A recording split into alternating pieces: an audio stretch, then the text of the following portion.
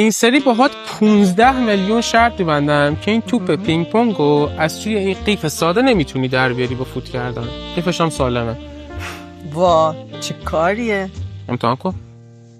15 میلیون خودت گفتی. امتحان کن. کاری نداره. ما کمتر؟ در نمیاد؟ چون کار دیگه بکنم ببین.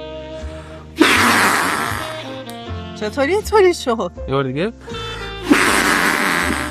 اسم این پدیده اصل برنولیه که هممون کمابیش باهاش یه آشناییتایی داریم. وقتی که گاز یا یک مایع سرعتش زیاد میشه، فشار افت پیدا میکنه. مثلا فرض کنید که شما سر یک شلنگو فشار میدید و به اشتباه اکثرا فکر میکنن که فشار آب بیشتر میشه، اما در عمل فشار آب داره کمتر میشه و سرعتش داره زیاد میشه. حالا بالعکسش هم هست، هر جا که سرعت زیاد شه فشار کاهش پیدا میکنه. وقتی که این توپ توی این قیف قرار داره و شما فوت میکنید، سرعت هوای اطراف این توپ زیاد میشه و فشار پایین و اطراف این توپ کاهش پیدا میکنه نسبت به هوایی که بالاشه. یا وقتی اینوری میگیریدش، هوایی که پایینشه فشار بیشتری بهش وارد میکنه و باعث میشه که توپ وقتی اینوری فوت میکنید پرت نشه بالا، وقتی اینوری فوت میکنید نیفته پایین و جاذبه غلبه. من تصمیم گرفتم این آزمایش‌های جذاب و ساده فیزیک رو به زبان کاملا ساده توی پیجم توضیح بدم. برای اینکه پیجمو داشته باشید و گمم نکنید، لطفاً فالو کنید.